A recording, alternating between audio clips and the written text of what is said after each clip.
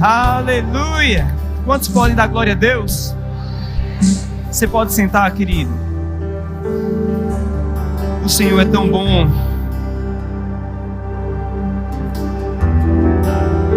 Em João capítulo 20, no versículo 1, está escrito: no primeiro dia da semana, Maria Madalena foi ao sepulcro de madrugada, sendo ainda escuro, e viu que a pedra estava revolvida.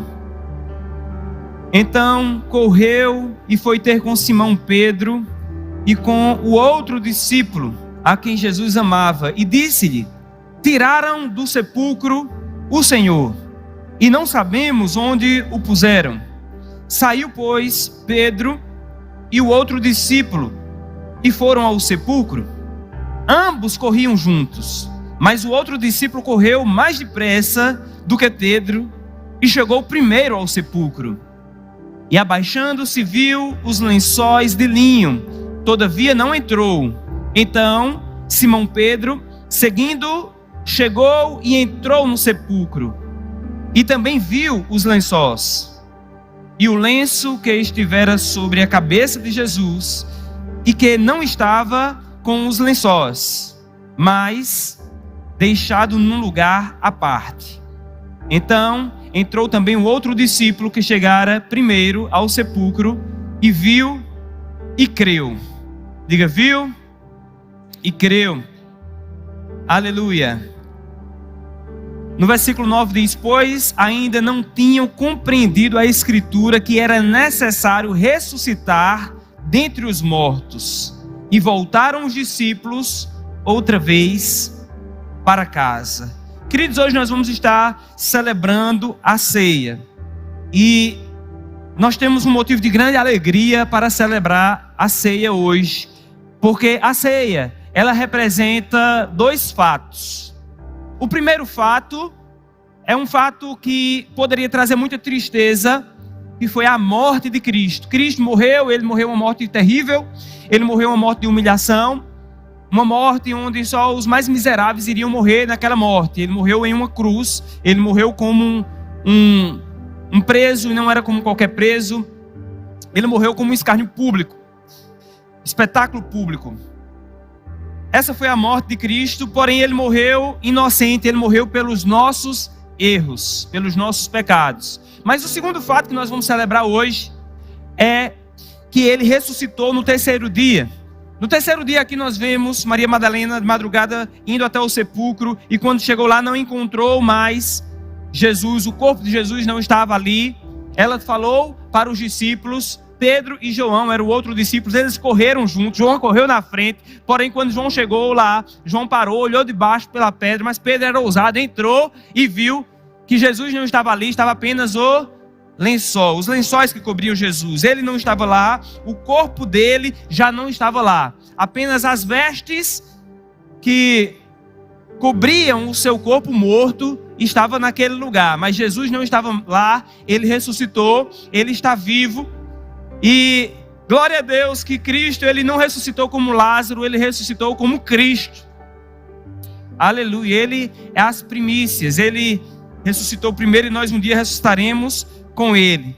Ele ressuscitou para não mais morrer, ele permanece com o mesmo corpo daquele dia que ele ressuscitou, mas não é um corpo velhinho, ele não está velhinho, ele ressuscitou com um corpo incorruptível. A palavra fala em 1 Coríntios capítulo 15 que um dia a trombeta vai soar, e quando Deus der essa ordem ao anjo, ele soar a trombeta, aqueles que morreram em Cristo também ressuscitarão com corpos incorruptíveis, assim como o corpo de Cristo. E nós, que estivermos vivos, se isso for hoje, nós também encontraremos com o Senhor, não com o corpo do jeito que está, mas com esse corpo transformado em um corpo incorruptível. Esse corpo vai se revestir da incorruptibilidade. Diga, esse corpo, ele vai receber um upgrade. Ou seja, você vai ter um corpo agora turbinado, um corpo que não vai mais envelhecer, não vai mais sentir dor, não vai mais sentir cansaço. Um corpo eterno, isso é maravilhoso, não é, queridos? Que bênção, glória a Deus. Eu gostaria de agradecer ao Ministério de Música, e daqui a pouco nós vamos estar celebrando essas duas realidades. Isso é maravilhoso. Ontem, pela manhã, às 11 horas, eu ministrei e aprofundei um pouco mais em 1 Coríntios, capítulo 15, se você desejar mais detalhes sobre esse assunto, a respeito da ressurreição e como nós vamos ressuscitar, você pode assistir a live de ontem do canal, lá do meu canal, está disponível. Mas hoje eu não vou ministrar especificamente sobre esse tema. Hoje o meu objetivo é concluir uma série que eu iniciei há 2 semanas atrás, a respeito de uma cultura de honra. Diga, cultura de honra. Esse assunto é tão importante, queridos. É tão importante porque Jesus falou desse assunto e vimos que no livro de Marcos, no capítulo 6, Jesus não pôde fazer nenhum milagre na sua própria terra, simplesmente porque ele não foi honrado, e ele disse que não existe profeta sem honra, senão na sua própria terra e na sua casa, entre os seus parentes. Ele não pôde fazer nenhum milagre ali, porque não houve honra. Ontem, eu tive a oportunidade de ir visitar, ontem não, na verdade, sexta-feira à tarde, eu tive a oportunidade de ir na UTI aqui, uma das UTIs de um dos nossos hospitais, visitar uma pessoa que está internado, bem, não sei se ainda está internado, mas estava internado até o momento, há cerca de 20 dias, entubado.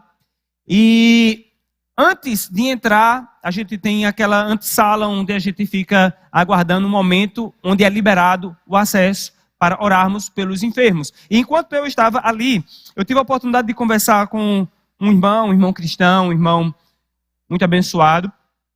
E enquanto conversava com ele, descobrindo um pouco sobre a vida dele, ele falou que morou um tempo na Noruega, morou, acredito que uns 10 anos na Noruega, e os seus filhos foram educados naquele país.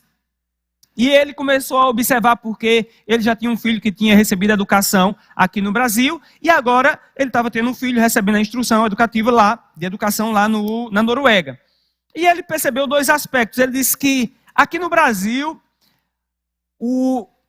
a exigência técnica, ele percebeu ser maior do que lá na Noruega. Eu fiquei impactado, eu nunca pensei isso.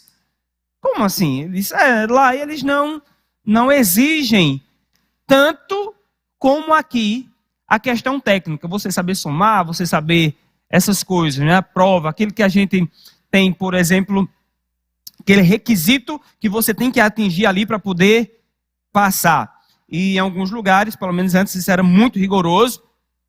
Mas ele disse que tem algo lá que eles são muito mais rigorosos do que nós. Ele disse que o que eles realmente privilegiam é o tratamento entre as pessoas que estão lá.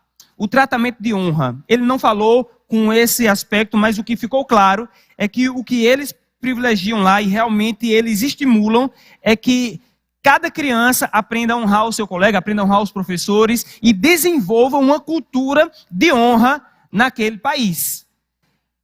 E isso é algo que aqui nós não temos. Aqui nós exigimos que o menino saiba somar, multiplicar, dividir, que o menino aprenda a ler até certa idade. Mas uma coisa que nós não exigimos é que o menino aprenda a honrar o seu colega, aprenda a honrar o professor. E isso tem sido perdido ao longo dos anos. Quando eu era criança, sempre se falava, olha, quando você chegar num ônibus, no metrô, em algum lugar, se tiver um mais velho ali, você deve se levantar para o mais velho sentar. Se tiver uma mulher grávida, você tem que se levantar para a mulher grávida sentar. Você tem que dar a preferência. Não é necessário, querido. Se houvesse uma cultura de honra, não seria necessário, por exemplo, uma fila para as pessoas que têm uma necessidade especial.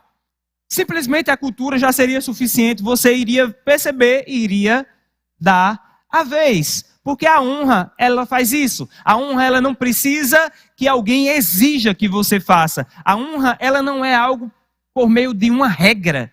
A honra, ela brota do coração. E quando há a cultura de honra, pode não ter regra. Você dá a vez para o outro. Está comigo, queridos? E se isso é bem desenvolvido, queridos, isso libera algo extraordinário na sua vida, na sua casa, no seu ambiente de trabalho, na igreja, em todo lugar isso tem o poder de liberar um ambiente fértil, um ambiente onde o poder de Deus vai encontrar um ambiente favorável a operar sinais, prodígios, maravilhas, milagres. Aleluia. Por exemplo, imagina você chega na igreja e a igreja está lotada, não cabe mais ninguém, chega uma pessoa visitando. Você deve ser o primeiro a se levantar e dar o lugar para essa pessoa sentar, porque você aprende a honrar. A palavra fala preferir-vos em honra uns aos outros, ou seja, eu não devo por um lado buscar a minha própria honra, mas eu devo procurar ceder e privilegiar você. Está comigo, queridos? Isso faz parte de uma cultura de honra. A honra, ela, como está escrito lá em Provérbios, no capítulo 25, no versículo 27, diz: comer muito mel não é bom, assim como exigir a própria honra não é honra. Se você está chegando aqui na igreja, você vai perceber que nós não costumamos exigir a nossa própria honra. Por exemplo, os pastores dessa igreja nunca vão chegar para você e vão dizer: olha, me chame de pastor. Você pode chamar de qualquer nome, porque a honra não se exige.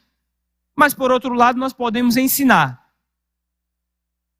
o princípio da honra, ensinar o valor que ela tem. Semana passada eu falei um pouco sobre isso no segundo culto, no culto da noite, das 7 horas, que o apóstolo Guto, pastor Guto, né, que é o meu pastor, ele não exige. A primeira vez que eu aprendi sobre isso, de não exigir, foi com ele. E ele fala sobre isso, de você não dizer: olha, você tem que me chamar de pastor, você tem que me chamar. Ele não exige esse tratamento. Mas eu que não sou besta nem nada, jamais vou chamá-lo de Guto.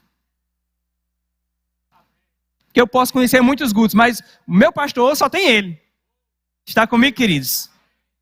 Então, uma autoridade, ela pode não exigir a sua honra, mas se você entender o princípio, você nunca vai deixar de dar.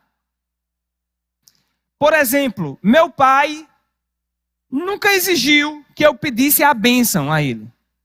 Mas eu nunca deixei de pedir a bênção. Eu peço a bênção ao meu pai, eu peço a bênção à minha mãe, eu peço a bênção à minha avó, eu peço a bênção aos meus tios. Eu tenho um tio que é quase da minha idade. Ele é o último da família, minha avó teve 9 filhos. Então, ele é quase da minha idade. Ele é bem mais novo do que minha mãe me teve com 16 anos. Então, minha mãe já é quase da minha idade. Então, esse meu tio, acho que ele deve ter uns 3 anos mais velho do que eu. E eu lembro de uma vez onde ele estava com os seus amigos. Naquela época eu tinha uns 14 anos, já era o tamanho que sou hoje. E ele estava com um grupo de amigos, e eu praticamente o tamanho dele, parecia um irmão mais novo dele. E eu cheguei lá e disse: abençoe meu tio. E ele: Deus te abençoe. E os amigos dele começaram a rir: como assim a bênção? Sabe, querido, eu não estou nem aí para o que os amigos dele pensaram. Eu sei que eu não vou ficar sem a minha bênção. Eu não sei você, mas eu gosto de ser abençoado. Você gosta de ser abençoado? Aleluia. Sabe, queridos, enquanto eu era aluno na escola, muitos colegas chacoteavam com o professor, expunham erros do professor. E eu nunca gostava de fazer isso. Mas teve uma vez que eu fiz algo e aquilo ali me pesou muito ao meu coração. Até hoje, quando eu lembro, me pesa o coração. Era uma professora que eu tinha na universidade. E essa professora, tudo que ela falava certo. Tudo começou, era professora de física, e ela colocava lá: olha, vamos falar aqui da primeira lei de Newton, certo? Aí explicava certo, tudo era certo no final. E aquilo ali, aquela repetição começou a me incomodar de um jeito que eu não comecei a prestar mais atenção na aula, e de agora em diante eu passei o resto daquela aula só contando a quantidade de certo que ela falava. E no final eu tinha toda a quantidade de certo que ela falava, queridos. E ainda compartilhei com uns colegas: olha só, ela falou tanto certo nessa aula. Eu já era crente. Mas depois daquilo, queridos, eu fui para minha casa e, sabe, o Espírito Santo, ele sinaliza quando nós estamos certos e quando nós estamos errados. E eu vi que aquilo ali foi um erro da minha parte. Eu nunca deveria ter feito aquilo. Aquilo ali foi um comportamento errado, porque eu deixei entrar no meu coração algo que a professora estava fazendo, uma autoridade ali, e eu comecei a prestar mais atenção em algo que era uma aparente falha do que o que ela estava me ensinando. Sabe o que aconteceu, queridos? Aquela aula eu não aprendi nada. Porque quando você desonra, você não aprende nada. Diga isso para alguém para ser, diga aí.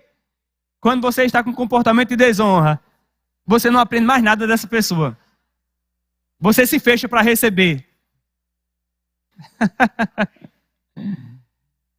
Então, queridos, eu tenho muito zelo e cuidado com relação a não tratar pessoas com desonra. Porque eu sei que Deus, ele pode nos favorecer através de qualquer pessoa. Deus pode te favorecer através do flanelinha na rua, através do professor, através do pastor, através do professor do departamento infantil, da pessoa que está lá fora. Aleluia. Qualquer pessoa, Deus pode usar para te favorecer. Ele só não vai poder te favorecer através de uma pessoa que você não honra. Aleluia. Diga, Deus é bom. Deus pode usar o teu marido para ser uma bênção para você. Deus pode usar a sua esposa para ser uma grande bênção para você. Mas você precisa liberar honra para essa pessoa. Ela não precisa exigir. Na verdade, se ela exigir e você der, não é honra. É só obediência. Agora, a honra ela tem mais poder do que a obediência. Então, esse assunto é maravilhoso, queridos. Nós vimos vários exemplos aqui. Vimos o exemplo da mulher Cirofenícia, que ela tinha uma filha. A filha dela estava sofrendo horrivelmente em casa por causa do demônio. E ela chega até Jesus. Jesus está com os discípulos. E ela pede para que Jesus veja a questão dela. E Jesus diz, eu não posso, não é razoável tirar o pão dos filhos e dar aos cachorrinhos. Ou seja, uma palavra dura. E ao ouvir essa palavra dura, aquela mulher responde chamando-o de Senhor. Ela diz Senhor, e a palavra é bem enfática, coloca com S maiúsculo, você pode pesquisar em Marcos capítulo 7. Ela diz Senhor, mas até os cachorrinhos se fartam das migalhas que caem debaixo da mesa, que as crianças deixam cair debaixo da mesa. Aí Jesus olha para ela e disse, mulher, vai, por causa desta palavra, a tua filha já está livre. E quando ela chega em casa, a menina já está livre. Por quê? Porque ela não deixou desonra entrar no coração dela, ela não deixou ressentimento, ela rapidamente honrou. O Senhor pode ter falado essa palavra dura, desagradável para qualquer pessoa, imagina para uma mulher. Mas para mim o Senhor continua ainda sendo o Senhor enviado da parte de Deus. Aleluia. Vimos aquela mulher que, quando Jesus, ele está já perto de morrer, aquela mulher chega, não sabe nada do que está para acontecer, mas ela quebra o vaso de alabastro e derrama aquele unguento precioso, aquele perfume maravilhoso, sobre os pés de Jesus. A palavra fala que aquele perfume, ele era avaliado em 300 denários. Um denário, hoje é um dia de trabalho de um trabalhador comum, aqui no Brasil é mais de R$100, mas vamos colocar pelo menos R$100, seria algo equivalente hoje, nos dias de hoje, mais de R$30 mil. Era mais de 300 denários, mais de R$30 mil. Agora imagina, queridos, uma pessoa chega e derrama um perfume de mais de R$30 mil sobre os pés de um pregador. Eles não tinham visto Jesus ressuscitado. Eles só tinham visto Jesus, muitos diziam que Jesus era um profeta. Poucos creram naquele tempo que Jesus era o Cristo. Ao ponto da palavra falar em João, no capítulo 1, versículo 2, que ele veio para os seus, ou seja, os judeus, ele veio para os seus, e os seus não o receberam. Mas a todos quantos o receberam, deu-lhes o poder de serem feitos filhos de Deus. Ou seja, os seus não receberam, a maioria não recebeu, mas alguns receberam. Ok? Diga, a honra pode não ser de todas, mas será de alguns. Pode ser que a maioria não honre, pode ser que essa pregação, queridos, sobre honra, ela não venha afetar o Brasil inteiro, num primeiro momento, mas se afetar a sua vida, eu creio que a sua vida vai ser transformada. Rapaz, o Brasil pode ser reconhecido como um país de desonra, mas eu não quero ser conhecido como um cristão de desonra. Aleluia. Um dos ministros que prega no mundo inteiro mais reconhecidos a respeito desse tema é o John Bevere.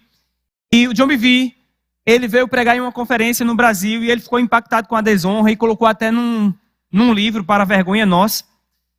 E o nome do livro, acredito que é O Temor do Senhor. E ele começa o livro exatamente falando dessa carência que há na nação brasileira. Ele foi pregar em uma grande conferência e ele ficou impressionado como os brasileiros, de modo geral, desonram o momento do culto. Ele ficou observando como as pessoas, na hora dos louvores, estavam dispersas e no lugar de estar adorando ao Senhor, elas estavam conversando, estavam andando pelos lugares e não estavam dando a atenção devida à presença de Deus. Não tinha um comportamento de honra e temor do Senhor ali. Enquanto a ministração estava acontecendo, as pessoas, elas não tinham nenhum, como eu posso dizer, não vou dizer receio, mas nenhuma dificuldade, por exemplo, em ficar desatenta à pregação, em fazer outras coisas que não seja a sua atenção total e completa àquilo que Deus estava falando naquele lugar, através de seja quem for que estivesse pregando a palavra.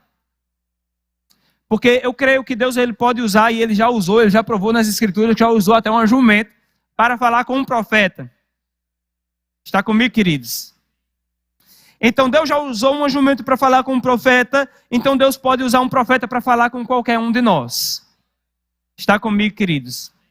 Agora nós precisamos estar com nossa inteira atenção ao que Deus vai falar. Se você tiver um comportamento de honra para o que Deus está falando nesse tempo, uma só palavra pode mudar a sua vida, o seu ministério, a sua família, as suas finanças, a sua saúde, pode mudar a sua história para sempre. Uma única palavra vindo de Deus, queridos. Ela pode vir com poder para transformar a sua vida para sempre. Sabe, queridos, tem pessoas que fazem tratamento por tantos anos e não tem nada de errado com relação a isso, mas em um ambiente de honra, um ambiente onde a glória de Deus está sendo manifesta, é possível Deus manifestar o poder dele, curar um câncer, dar uma perna nova para alguém. Deus pode fazer algo novo. Aleluia. E Deus pode fazer algo também inédito. Algo que nunca aconteceu, ele pode fazer acontecer na sua vida. Deus ele pode fazer na sua vida, mas ele também pode te dar um dom para fazer através da sua vida. Deus pode transformar a pessoa da água para o vinho. Ele já transformou água em vinho. Ele já transformou um homem em outro homem. Aleluia. O rei Saul, a palavra fala que o rei Saul foi transformado em outro homem. Saul era medroso. Saul, ele ficou escondido por trás das bagagens. Mas quando a unção de Deus veio sobre a vida dele, aquele homem medroso foi transformado em um homem corajoso. Aleluia. Deus pode fazer algo grande na sua vida. Deus pode transformar você. Diga, Deus é Deus. Mas nós temos que estar prontos para receber, queridos. Porque eu creio que o Senhor está falando nesse tempo. Aleluia. E nós vamos experimentar o melhor de Deus na terra. Diga isso para alguém perto de você. Diga, ei, fique pronto. Você vai experimentar o melhor de Deus nessa terra. Você quer? Você está pronto para obedecer?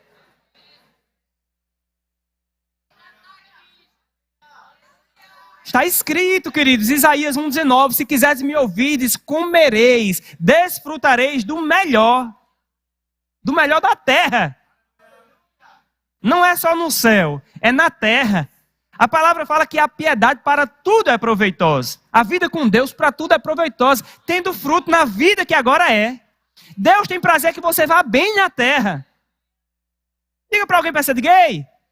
Deus não quer que você seja crucificado na terra, não. Jesus já foi crucificado no seu lugar. Aleluia. Ah, pastor, e aquela história que diz que quem serve a Jesus tem que pegar a sua cruz e seguir ao Senhor? Sim, existe uma cruz para você carregar, mas não é a cruz que Cristo carregou. Cristo já levou morte, miséria, enfermidade, tudo isso ele levou na cruz. A cruz que você deve carregar não é miséria, não é falta, não é dores. A cruz que você precisa carregar, queridos, é saber lidar com as oposições que vão se levantar ao longo do tempo. Calúnias, invejas, essas coisas. E responder bem. Aleluia. Jesus falou que aquele que viesse até ele, até o fardo que ia vir sobre a sua vida é leve. E ainda é suave o jugo. Aleluia. Diga, Deus é muito bom. Então, eu quero falar sobre um ponto muito importante, na verdade já estou falando e daqui a pouco vou concluir, é a respeito de um dos aspectos da honra, que são as sementes de honra. Diga, sementes de honra. Nós já falamos sobre honrar o Senhor, anunciar a sua glória. Já falamos sobre honrar as autoridades. Já falamos sobre honrar o próximo. Mas nós precisamos entender que também existe algo chamado sementes. Diga, sementes. Pode colocar, por gentileza, Gálatas capítulo 6, versículo 7. Gálatas capítulo 6, versículo 7. Está escrito: não vos enganeis, de Deus não se zomba, pois tudo aquilo que o homem semear, isso também ceifará. Diga, o que eu planto, eu colho. Diga, se eu planto em honra, eu colho em honra. Jesus falou que a quem honra, honra. Aleluia. A honra você não exige, mas se você plantar, você vai colher. Isso é tão maravilhoso, queridos. Eu gostaria que você fosse comigo lá para Marcos. Evangelho de Marcos.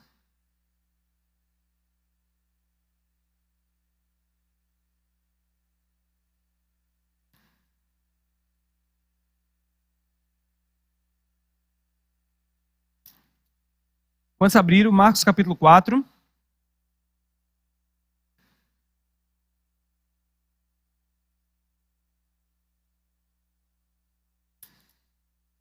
Marcos capítulo 4, no versículo 26, está escrito, palavras de Jesus, e disse ainda, o reino de Deus é assim, como se o homem lançasse a semente à terra, depois dormisse e se levantasse, de noite e de dia, e a semente germinasse, crescesse, não sabendo ele como. A terra por si mesma frutifica, primeiro a erva, depois a espiga e por fim o grão cheio na espiga. E quando o fruto já está maduro, logo se lhe mete a foice, porque é chegada a ceifa, ou seja, a colheita. Digo, o reino de Deus é assim. Como? O homem planta e descansa. Você coloca a semente na terra e você vai dormir. Noite e dia, não sabendo como, a semente vai germinar. Toda semente que você planta, um dia vai germinar. O próprio Jesus é comparado a uma semente.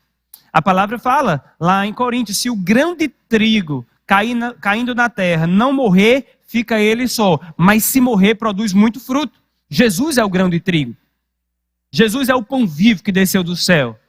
O pão é feito do trigo. Jesus é o grão de trigo. Ele é comparado ao grão. Ele não poderia vir e permanecer vivo para poder gerar outros filhos. Outros, assim como Cristo, era necessário que ele morresse e que ele ressuscitasse.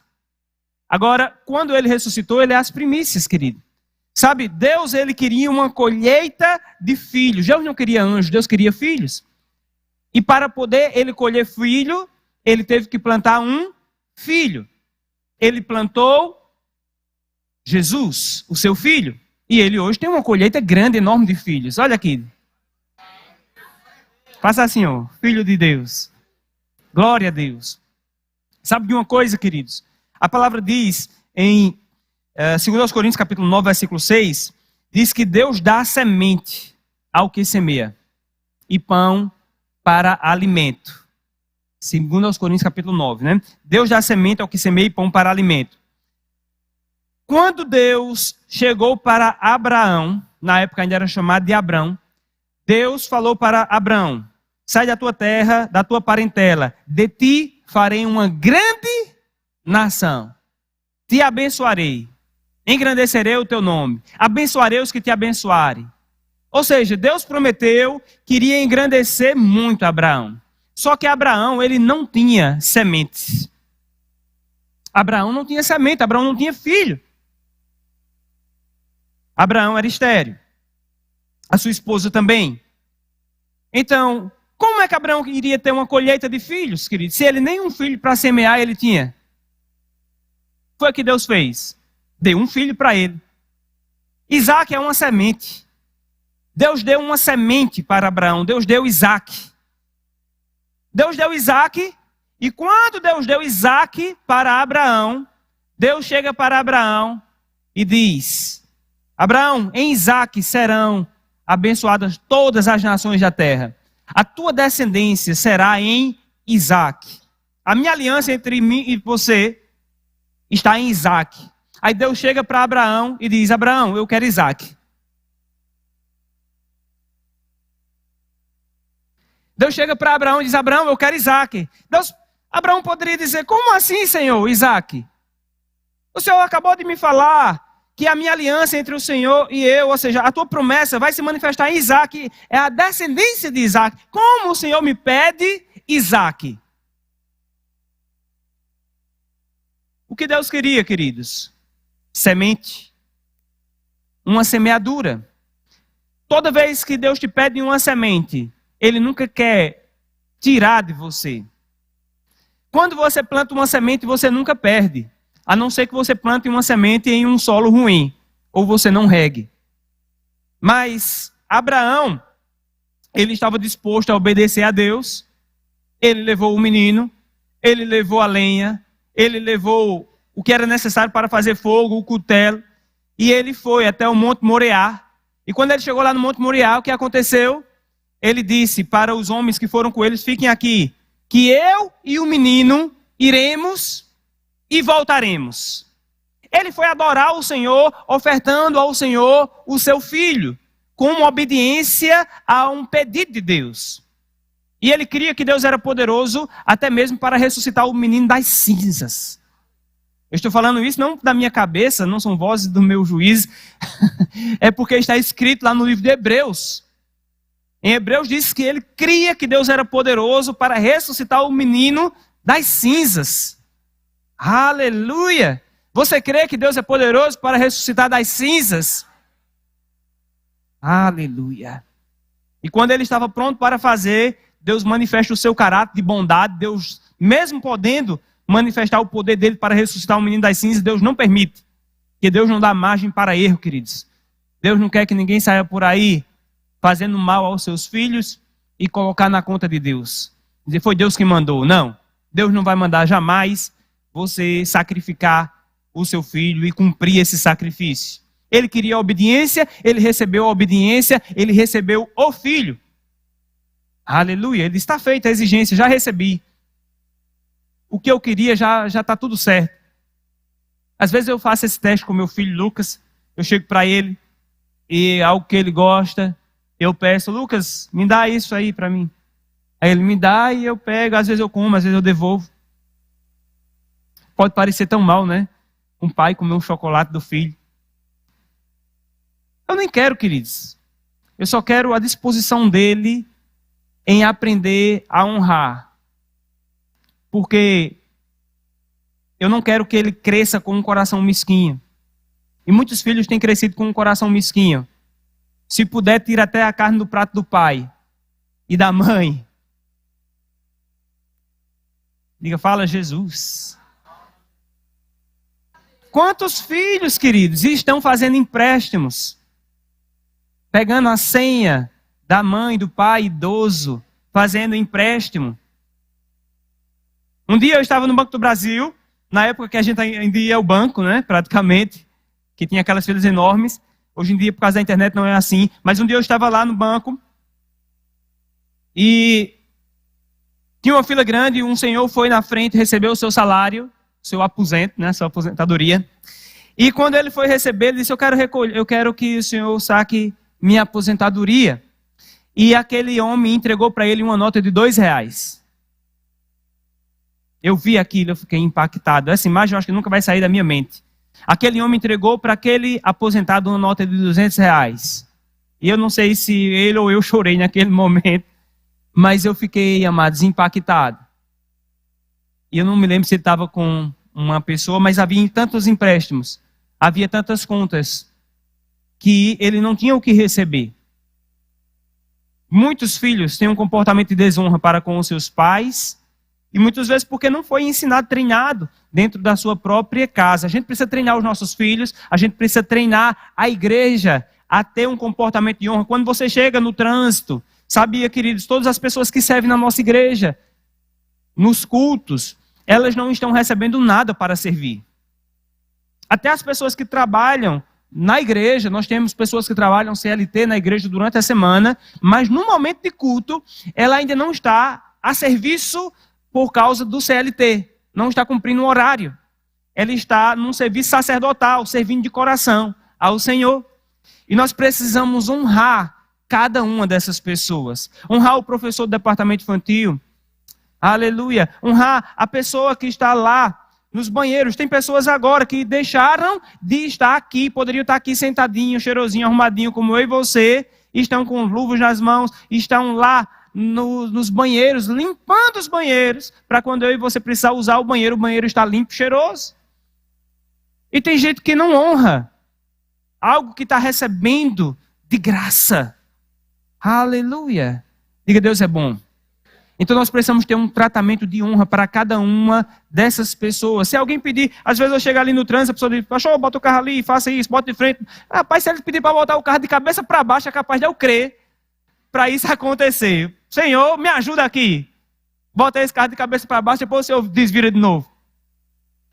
Porque, queridos, a gente precisa honrar as pessoas que Deus está enviando para nos ajudar. São sementes, a gente está semeando para colher. Tudo que o homem plantar, certamente ele colherá. Isso é maravilhoso. Há um texto nas Escrituras, eu gostaria de ler. Eu não sei se eu vou ler todo o texto por causa do tempo, mas eu vou comentar. Está em 2 Reis, no capítulo 4.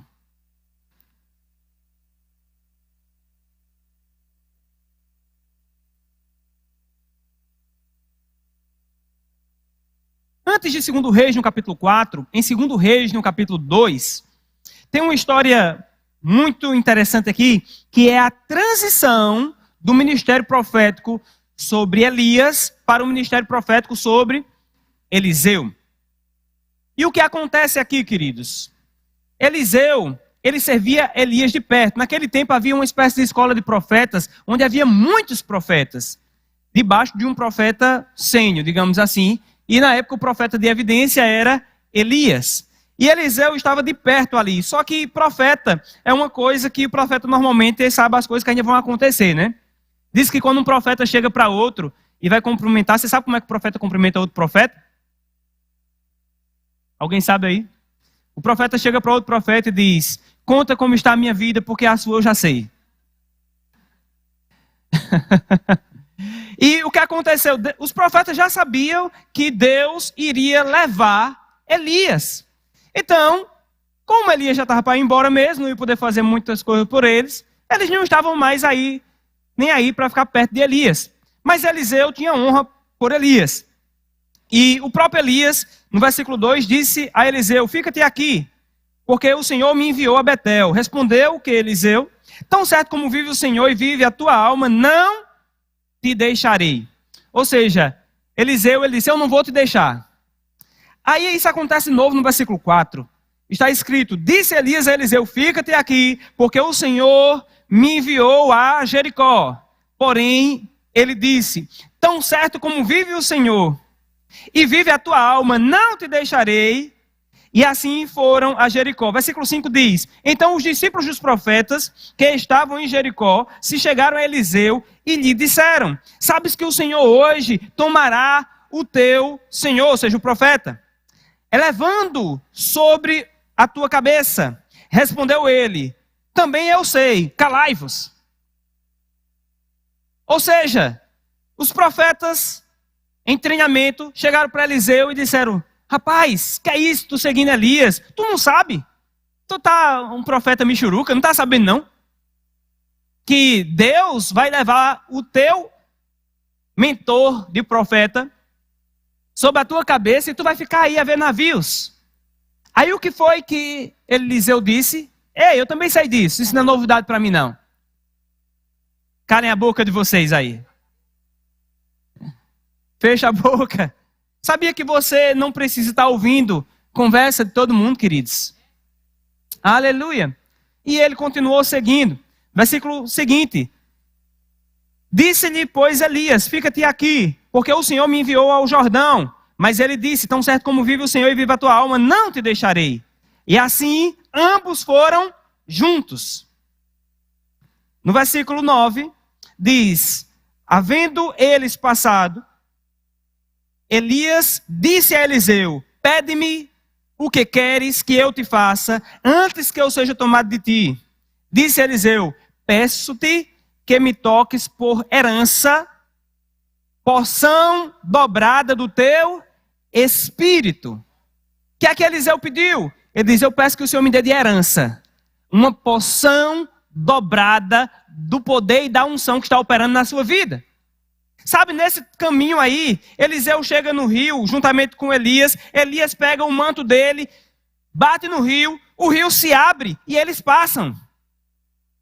Milagres estão acontecendo, coisas extraordinárias. O ministério de Elias é poderoso, queridos. E Eliseu não pede pouca coisa, pede porção dobrada. Versículo 10 diz, tornou Elias, dura coisa pediste, todavia se me vires, quando for tomado de ti, assim se te fará, porém, se não me vires, não se fará. Versículo 12 diz, o que, vendo Eliseu, clamou, meu pai, carro de Israel e seus cavaleiros. Eu nunca mais o viu. E tomando as suas vestes, rasgou-as em duas partes. Então, levantou o manto que Elias lhe deixara cair e, voltando-se, pôs à borda do Jordão.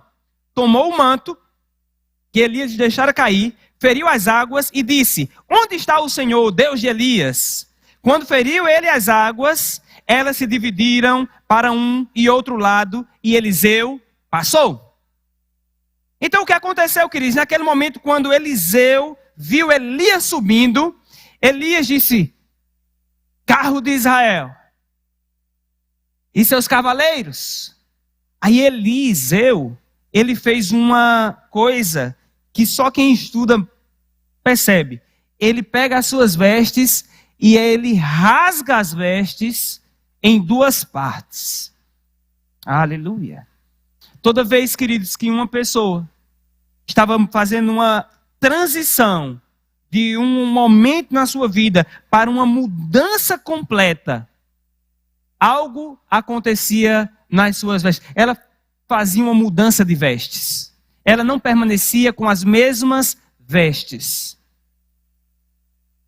Aleluia. Sabe, até no exército a gente vê isso. Você não vai ver nas Forças Armadas as pessoas se vestindo com a mesma veste em degraus, em estágios diferentes. Sempre existe algo que distingue uma da outra. Nós lemos logo no primeiro capítulo aqui que quando Jesus ele ressuscitou e Maria Madalena chega, os discípulos eles correm, João corre, Pedro corre, João chega primeiro, coloca a cabeça debaixo da pedra que foi revolvida e vê que está lá só os lençóis. Jesus ressuscitou, mas ele não pegou aqueles lençóis. Ele deixou os lençóis lá e ele pegou outras vestes. Aleluia. A palavra fala no livro de Isaías, no capítulo 61, que Deus tem para mim e para você vestes de louvor no lugar de espírito angustiado.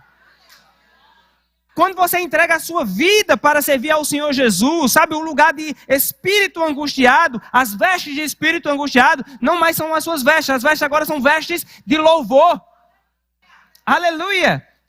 E quando você entrega a vida para Jesus, Ele purifica o teu espírito, e as vestes de pecado agora são transformadas em vestes santas, vestes de santidade. Aleluia! Que tremendo, queridos. Comportamento de honra tremendo aqui. Gostaria de chamar o Ministério de Música. No capítulo 4, nós vemos algo tremendo acontecendo aqui também com Eliseu. No versículo 1 diz, certa mulher das mulheres dos discípulos dos profetas clamou a Eliseu, dizendo, meu marido, teu servo, morreu, e tu sabes que ele temia ao Senhor, e chegado o credor para levar os meus filhos, meus 2 filhos, para lhe serem escravos. Então o que acontece aqui? Ele tinha um servo, Eliseu agora tinha servo, queridos. Lembra que Eliseu servia? Agora Eliseu tinha servo. O servo de Eliseu morre, e parecia que era um servo honrado. Mas a esposa dele, a viúva, chega para Eliseu e diz: a situação é essa, nós estamos devendo, vamos levar os nossos filhos. E Eliseu diz para ela: o que é que você tem em casa? E se eu pergunto para você, o que é que você tem em casa? E ela diz para o profeta: eu só tenho em casa um pouco de azeite. E ele disse: pois vai e pede vasilhas vazias a todos os teus vizinhos, não poucas. E aquela mulher ouve a palavra do profeta. E queridos, naturalmente aquela mulher poderia sair chateada, porque o marido dela serviu tanto. E ela poderia estar chegando ali pedindo uma indenização. Meu marido serviu tanto, Senhor, e agora eu estou endividado aqui. O Senhor não tem uma indenização não? Pelo menos um recurso para ajudar a pagar a dívida e amenizar, pagar pelo menos uma parcela para ele não levar os filhos. Mas o profeta despede daquela mulher sem nenhum centavo no bolso. Despede daquela mulher apenas com uma palavra. Diga assim: uma palavra de Deus. Diga: qualquer palavra vinda de Deus pode mudar a minha vida, ministério, saúde, finanças, relacionamentos, para sempre. Aquela mulher saiu com uma palavra, dizendo: vai pedir vasilhas emprestadas, mas ela honrou a palavra, e nós sabemos que ela honrou porque ela foi e ela pediu vasilhas emprestadas. E ela pegou aquelas vasilhas, entrou na casa, assim como o profeta falou, fechou a porta.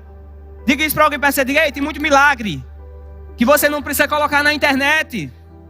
Não precisa fazer uma live para todo milagre não, queridos. Tem milagre que só vai acontecer dentro da tua casa. Tem milagre que só vai acontecer no teu secreto entre você e Deus. Aleluia. E aquela mulher entrou e ela começou a derramar o azeite, e os meninos trazendo as vasilhas.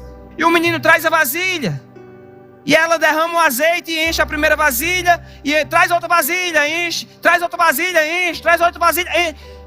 E ela encheu as vasilhas, e chega um momento que ela diz: traz mais vasilha, menino. O azeite ainda está multiplicando. E eles: não tem mais não, mãe, encheu tudo. E quando encheu tudo, parou a multiplicação. Porque Deus também nunca multiplica além das nossas expectativas, queridos. Deus nunca multiplica além da nossa capacidade de receber. Nós precisamos ter uma capacidade de receber. Nós temos que estar abertos, queridos. Num culto como esse, o Ministério Louvor se consagrando, a igreja se consagrando, Deus está aqui nesse lugar. Você tem que estar aberto, você tem que estar com o seu espírito aberto, você tem que se rasgar e dizer: eu cheguei aqui e eu não saio desse lugar do mesmo jeito. Aleluia. Então aquela mulher, depois que pegou todo aquele azeite, ela foi até o profeta e perguntou: olha aqui, o que é que eu faço? Ele disse: agora vai e vende tudo e paga, e ainda vive do resto. Ela pagou a dívida, que era uma dívida de 2 filhos, e ainda tinha o suficiente para viver o resto da vida com o valor do azeite, queridos. Aleluia. Deus é poderoso, queridos. Sabe, no mesmo capítulo, terminando essa história, começa outra tremenda. No versículo 8 e diante, fala de uma mulher sunamita. Essa mulher de Sunem via que o profeta sempre passava por lá, e ela chegou para o seu marido. Era uma mulher rica. E ela disse para o marido: marido, eu vejo que esse profeta que passa por aqui é um santo homem de Deus. Vamos fazer o seguinte, vamos fazer um quarto para ele, uma obra de pedreiro. Aleluia. Obra de pedreiro. Não foi qualquer coisa. Obra de pedreiro, querido. Você sabe que a obra de pedreiro é caro nos dias de hoje, né? Nos dias de antigamente, esses dias eu vi um vídeo, o cara gravando a obra do pedreiro. Quando chegou lá, o carro do pedreiro, o carro do ajudante, disse: rapaz, está melhor do que o meu. Que bênção. Então, ela disse: vamos fazer obra de pedreiro, um lugar para ele. E ela colocou assim ainda, no versículo 10: façamos, pois, em cima um pequeno quarto, obra de pedreiro, ponhamos nele uma cama, uma mesa, uma cadeira, um candeeiro. Quando ele vier à nossa casa, retirar-se-á para ali. Um dia, vindo ele para ali, retirou-se para o quarto e se deitou, descansou. No versículo 13 diz: este dissera ao seu moço, depois de algumas vezes, ele disse ao Geazi, o seu servo, diz-lhe: eis que tu nos tem tratado com muita abnegação. Que se há de fazer por ti? Haverá alguma coisa que se fale a teu favor ao rei ou ao comandante do exército? Olha só, queridos, o profeta foi honrado. E ele estava lá só dormindo, aquela mulher honrando aquele homem, entendendo que era um santo homem de Deus, não era qualquer pessoa. Mas um dia aquele homem estava lá, aquele homem tem acesso ao rei, aquele homem tem acesso ao comandante da guarda, o comandante do exército, e ele fala para o seu moço ir até a mulher e perguntar: o que é que você está precisando? Você está precisando de algum favor do rei? Você está precisando de algum favor do comandante do exército? Honra, queridos, libera acessos. Honra traz colheita. Aquela mulher não fez para receber. Uma coisa é bajulação, é quando você faz para receber. Honra é porque você já reconhece que está recebendo. Essa é a diferença grande, queridos. Ah, mas eu não vou bajular ninguém, eu não sou babão de ninguém. É o que o pessoal fala. A diferença é que o babão, o bajulador, que é a palavra bonita para isso, ele faz porque ele quer receber algo. Aquele que honra faz porque já está recebendo, porque já recebeu. Está percebendo a diferença? Aquela mulher que derramou o perfume de alabastro aos pés de Jesus, ela não fez para receber nada de Jesus, ela fez porque ela entendeu que já estava recebendo. Aleluia! E o que acontece, queridos? Aquela mulher não precisava de favor do rei, aquela mulher não precisava de nenhum favor do comandante do exército, mas aquela mulher não tinha filho. E o profeta diz: pois diga a ela que daqui a 1 ano, daqui a 12 meses, ela vai estar com o filho dela. Ela vai dar à luz um filho. E exatamente, segundo a palavra dele, em 12 meses aquela mulher concebeu, deu à luz a um filho. Ela não poderia ter, e o que o dinheiro não pode comprar, o que o rei não pode dar, o que o exército não pode dar, Deus pode dar. Quando o menino já estava grandinho, o menino foi para o campo e estava lá com aqueles que iriam fazer a colheita. Teve uma dor de cabeça muito forte e começou a gritar: ai! E foi para o pai entregou o menino à mãe. A mãe ficou no colo dele até o meio-dia. O menino ficou no colo dela até o meio-dia. E meio-dia ele morreu. Quando ele morreu, aquela mulher deu um jeito de chegar até o profeta. Quando ela chegou até o profeta, ela disse: profeta, o menino morreu. Eu pedi um filho a Deus? Eu não pedi menino a Deus. Foi o Senhor que quis dar. Vamos lá. O profeta disse ao homem, ao auxiliar, disse: vai lá, coloca o bordão sobre a criança. Sabe, queridos, tem coisas que o bordão não vai resolver. E a mulher disse: não, Senhor, vá o Senhor. E Geazi foi na frente, botou o bordão, voltou ainda no caminho e disse: não funcionou não, botei o bordão, não funcionou não, o menino continuou morto. O profeta chegou lá, deitou em cima do menino. Quando deitou em cima do menino, o menino aqueceu. Depois ele se levanta, fica andando, acho que para aquecer o corpo dele de novo. E volta e se deita em cima do menino, até que, queridos, o menino começa a dar 7 suspiros. O menino ressuscita, dá 7 suspiros, abre os olhos e o profeta devolve o menino vivo de novo para a mãe. Honra faz o que o dinheiro não pode fazer. Gere uma cultura de honra, não tem preço. Sua família nunca mais será a mesma. Gostaria que você ficasse de pé nesse lugar. Esse é um momento de ceia, queridos. Nós estamos aqui para honrar o que Jesus fez. Ele morreu por nós, Ele ressuscitou, Ele está vivo agora mesmo. Eu gostaria que todo o pessoal do diaconato viesse. Eu quero agradecer a Deus pelo pão e pelo vinho aqui presentes. O pão representa o corpo de Cristo, que foi na cruz e que morreu, que foi maltratado no nosso lugar. O vinho representa o sangue de Cristo, que foi derramado para a purificação. Pega o pão, pega o vinho, queridos. Quando você estiver ceando, guarda. Quando você pegar, guarda, porque nós vamos cear juntos. E quando você estiver ceando, eu creio que você vai experimentar algo diferente hoje. Você crê? Eu não sei o que vai acontecer na sua vida, mas eu sei de uma coisa: algo vai acontecer. No versículo 23 está escrito: porque eu recebi do Senhor o que também vos entreguei, que o Senhor Jesus, na noite que foi traído, tomou o pão. Diga, ele tomou o pão. E tendo dado graças, o partiu e disse: isto é o meu corpo. Pega o pão, assim você que já está com ele. Quando você pegar o pão, diga: isso aqui é o corpo de Cristo. Representa o corpo de Cristo. Não é o corpo real, mas representa o corpo. Isto é o meu corpo, que é dado por vós. Fazei isto em memória de mim. Por semelhantemente, depois de haver ceado, tomou também o cálice, dizendo: este cálice é a nova aliança no meu sangue. Diga: eu tenho uma nova aliança. Aí ele diz: fazei isto todas as vezes que o beberdes em memória de mim. Porque todas as vezes que comerdes este pão e beberdes o cálice, anunciais a morte do Senhor até que ele venha. Por isso, aquele que comer o pão ou beber o cálice do Senhor indignamente será réu do corpo e do sangue do Senhor. Examine-se, pois, o homem a si mesmo, e assim coma do pão e beba do cálice. Pois quem come e bebe sem discernir o corpo, come e bebe juízo para si. Eis a razão, porque há entre vós muitos fracos e doentes, e não poucos que dormem. Porque se nos julgássemos a nós mesmos, não seríamos julgados. Mas quando julgados, somos disciplinados pelo Senhor, para não sermos condenados com o mundo. Assim, pois, meus irmãos, quando vos reunis para comer, esperai uns pelos outros. Sabe, queridos, esse é um momento também para você fazer uma reflexão da sua vida. E se você percebe que está em falta com o Senhor em alguma área, é momento de se arrepender.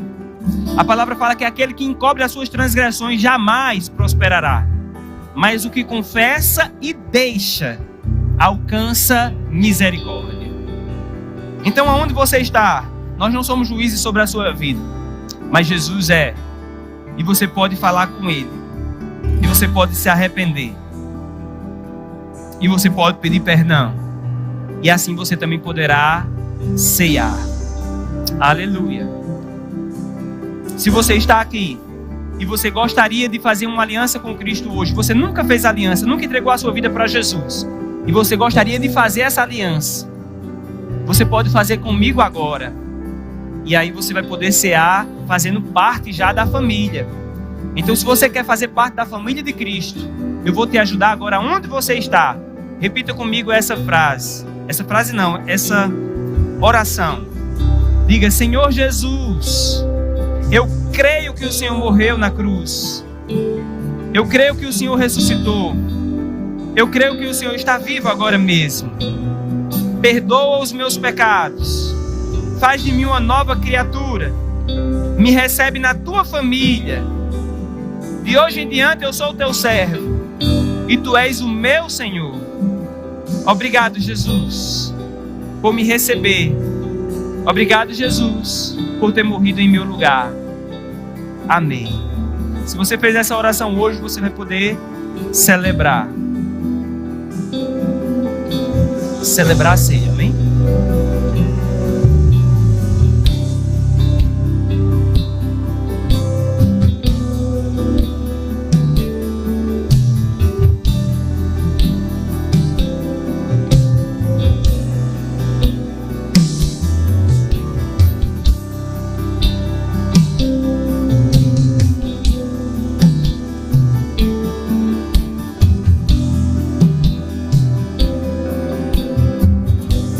Ser servido, queridos. Todos servidos.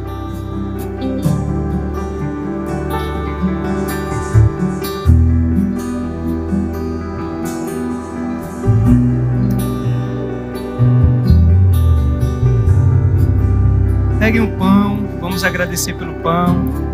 Pai querido e amados, obrigado, Pai, pelo pão. Representa o teu corpo, Senhor. Como ministro do Evangelho, eu declaro abençoado e santificado em nome de Jesus. Todos podem participar do pão.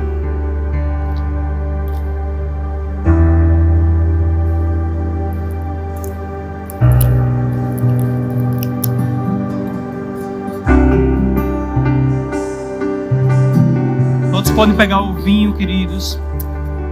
Representa o sangue de Cristo que foi derramado. Obrigado, Jesus. Obrigado, Jesus, por esse vinho que representa o teu sangue. O sangue da nova e eterna aliança. O sangue que nos garante superiores promessas, Pai. O sangue que nos garante uma posição de dignidade na tua presença.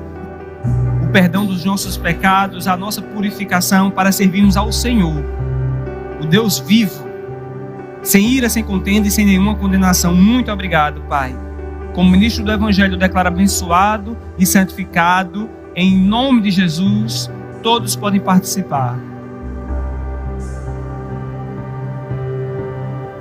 Se você tem um louvor ao Senhor, vamos louvá-lo, querido.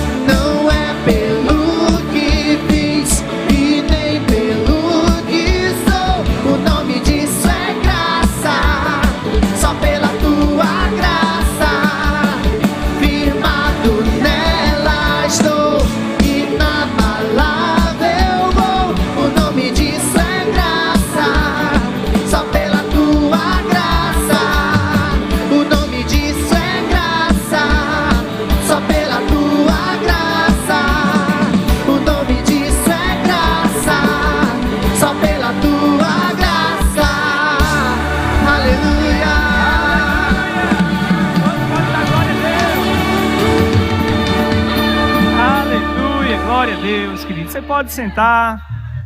Que bênção. Eu gostaria de saber só se tem alguém no nosso meio com alguma dor, alguma enfermidade, gostaria de receber oração para a cura. Se você está com alguma dor ou enfermidade, fica de pé no seu lugar. Tem uma irmã aqui, mais alguém? Amém. Vamos estender as nossas mãos na direção delas. Pai querido e amado, nesse momento, Pai, nós declaramos em nome de Jesus, Pai, cura brotando do topo da cabeça à planta dos seus pés. Senhor, derrama a tua unção de cura sobre elas. Tudo aquilo que está fora de ordem no corpo delas, cesse, desapareça. Em nome de Jesus. Aquele que crê diz amém. Está feito, amém? E vocês que receberam a oração, digam eu creio e recebo a minha cura. Glória a Deus, que bênção, queridos. Vivam uma vida de honra. Deus é bom.